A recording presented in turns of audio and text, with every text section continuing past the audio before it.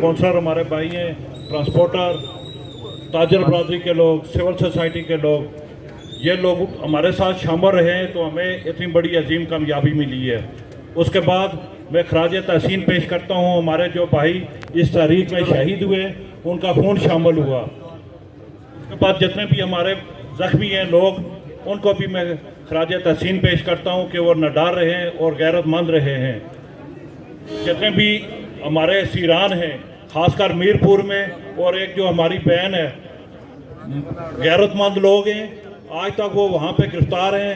मैं इंतज़ामिया को और जो हमारे साथ इनकी जो जॉइंट एक्शन कमेटी की जो डील हुई है उसके तहत उनको रहा किया जाए और जितने भी बोगस मुकदमे हैं उनको फिलफौर ख़त्म किया जाए।